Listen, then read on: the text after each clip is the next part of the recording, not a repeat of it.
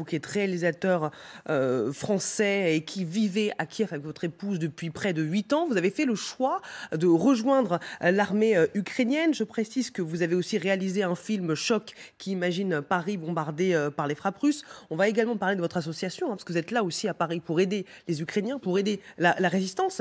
Mais quand vous avez choisi de rejoindre l'armée ukrainienne, qu'est-ce que ça voulait dire concrètement ? Alors déjà, ce n'est pas l'armée ukrainienne, c'est un groupe paramilitaire. Soyons clairs là-dessus, il y a une différence qui est assez concrète. En fait, tout simplement, ce sont mes amis du cinéma, puisque je suis, comme vous le dites, réalisateur, producteur. Je faisais mes films à Kiev avec énormément de techniciens. Il se fait que après les bombardements, ces techniciens, ces amis, ces frères du cinéma sont partis dans des groupes effectivement paramilitaires. Donc avec une formation moindre que l'armée nationale ukrainienne. Donc soyons clairs là-dessus, je ne suis pas de l'armée ukrainienne ni de l'extérieur de l'Ukraine. À partir de ce moment-là, j'ai voulu m'engager effectivement avec eux, rester auprès d'eux. Pourquoi ? Parce que c'est un pays qui m'a offert et donné pendant 10 ans de quoi vivre, de quoi faire mes films, de quoi exister. C'est un pays qui m'a adopté. Moi, je suis orphelin. Comme disait Aznavour, il n'y a pas d'âge pour être orphelin. C'est un pays qui sont... finalement, mes amis sont ma famille. Donc j'ai voulu rester sur le terrain, essayer d'aider à tout niveau. Effectivement, je suis intégré dans un groupe paramilitaire, donc je suis effectivement par moment au front. Par moment, je suis aussi en train d'essayer de lever des fonds pour pouvoir ramener ce qui nous manque. On partage des casques. Là, je voyais votre journaliste tout à l'heure. Il n'a pas de casque, il n'a pas de gilet de pare-balles. Vous savez que les journalistes sont des cibles préférées des Russes. Ils appellent ça les rabbits, les lapins. Alors, il en a un, théoriquement, là, il a estimé qu'il était dans une zone éloignée des combats, voilà pour la raison pour laquelle il n'apportait pas qu'il en ait un, à ce moment-là. Mais il en a un et il a un casque. C'est très compliqué d'en obtenir. Il faut savoir que nous, on se partage nos gilets pare-balles, nos casques, puisqu'il y a des roulements et qu'on part effectivement sur le front et que ce n'est pas un jeu vidéo. Monsieur le général sait de quoi je parle. Donc quand on est là, ça fait peur. On n'arrive pas, on n'est pas des Rambo, surtout moi en tout cas. Moi je suis plus là en tout cas pour être avec eux, montrer que je reste solidaire à ce pays, qui est une nation pour moi incroyable. Et effectivement, je suis un peu sur tous les fronts. C'est pour ça que je suis habillé en soldat, pas parce que c'est style, mais parce que j'arrive de Kiev et que je n'ai pas eu le temps de me changer. Donc voilà la raison pour laquelle je suis habillé en soldat aujourd'hui. Vous avez déclaré, parce que ce conflit en Ukraine, il préoccupe tout le monde, voilà, c'est un enjeu mondial, hein, c'est pas seulement la guerre dans ce pays qui affronte l'invasion russe. Est-ce que vous estimez qu'on est déjà dans une troisième guerre mondiale ? On est dans un conflit mondial pour moi, oui, pour plusieurs raisons. Déjà parce que aujourd'hui, comme vous le dites, on livre des armes, donc c'est le problème de l'Ukraine, c'est pour moi entre les États-Unis et la Russie. Et le champ de bataille est en Ukraine. C'est-à-dire que c'est un territoire qui est utilisé par deux grandes nations pour finalement se combattre.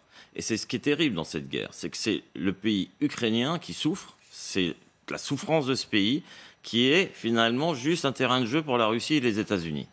Et l'Europe au milieu, qui essaye tant bien que mal d'essayer de calmer tout ça. Mais les États-Unis sont assez loin de l'Ukraine, et la Russie assez proche. Donc c'est pour ça que pour moi c'est un enjeu qui est terrible aujourd'hui, parce que l'Ukraine paye cher cette guerre qui est entre les États-Unis et la Russie. Et c'est pour ça que je parle de guerre mondiale. Sauf que le terrain de jeu est ukrainien. Et c'est ça qui est pour moi monstrueux dans cette guerre mondiale.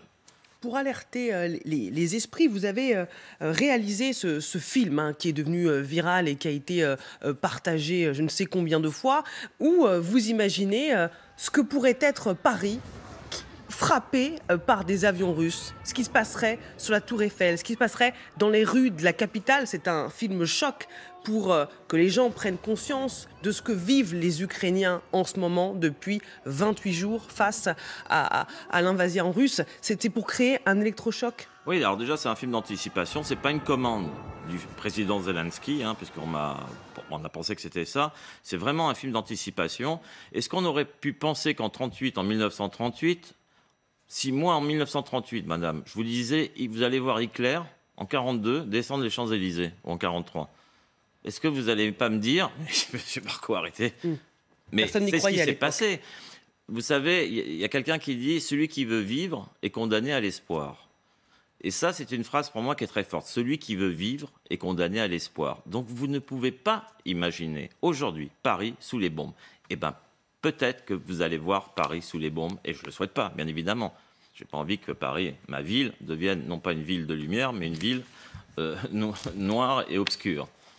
Vous avez une association, Entraide Cinéma Ukraine. Vous êtes là aussi pour lever des fonds, je le disais, à Paris, avant de repartir à Kiev. Racontez-nous. En fait, c'est une association que Jean-Charles Lévy, président, donc, qui est le producteur avec qui je travaille, a créée. On a créé ça tous ensemble avec des gens du cinéma, donc que ce soit des gens en France du cinéma, des gens en Angleterre, en Italie. Et c'est une association qui est aujourd'hui, qui est active, parce qu'on a besoin énormément de matériel, on a besoin de médicaments, on a besoin... Il y a un jeune, je cite son nom, Timothée Goudot, qui a une trentaine d'années, qui a une pharmacie, qui nous a donné pour 15 000 € de médicaments qu'on a transférés à Kiev. Et il nous manque toutes sortes de choses. Il nous manque des fauteuils roulants. Il y a des blessés, il y a des enfants. Et tout ça, c'est pour nous très important d'avoir cette fondation qui s'appelle donc ukrainefrancedon.com. Je la cite, c'est pour ça que je suis là aujourd'hui et que je fais tout ce voyage. C'est pour prendre et avoir des fonds pour pouvoir aider au maximum tous les gens qui sont sur le terrain et tous les gens qui ont besoin un minimum d'aide. Donc ça, c'est pour moi vital pour eux, aussi bien pour les hommes avec qui je suis, que pour les enfants, que pour les femmes. En parlant de femmes, d'ailleurs, je voudrais faire une petite parenthèse. Allez-y. Vous savez que dans l'armée ukrainienne, vous avez un nombre de femmes assez importante, et c'est l'armée au monde où vous avez le plus grand nombre de soldats femmes. Et alors, moi, je dis souvent, je suis un peu Marilyn Monroe là-bas, plus qu'autre chose, je viens un peu remonter le moral des troupes. Mais la réalité, c'est que j'ai une amie snipeuse. J'aimerais pas être la target de cet ami-là. Parce que les femmes sont déterminées. Toute dernière question, alors que vous appelez à la solidarité avec l'Ukraine. Vous allez repartir à Kiev. Vous n'avez pas envisagé à un moment donné de dire je reste à Paris, loin des combats, avec ma famille? Écoutez, c'est quand même un peu étrange pour moi de dire à mes amis, vous savez, j'ai fait des films avec eux, je travaille depuis 10 ans avec eux. C'est un peu difficile pour moi de dire, écoutez, j'ai la chance d'avoir un passeport français. Alors, je suis résident ukrainien, j'ai un passeport français, je repars en France, je vis en France, je vous regarde mourir tranquillement, et puis je reviendrai quand vous serez plus là, et on se reverra au paradis. Non, je peux pas, c'est humain. Alors, j'ai des enfants, bien évidemment, mais je ne peux pas accepter l'idée de ça. Voilà l'autre visage de cette résistance ukrainienne et de ce courage. Merci beaucoup. Merci à vous, madame. Olias Barco, d'être venu sur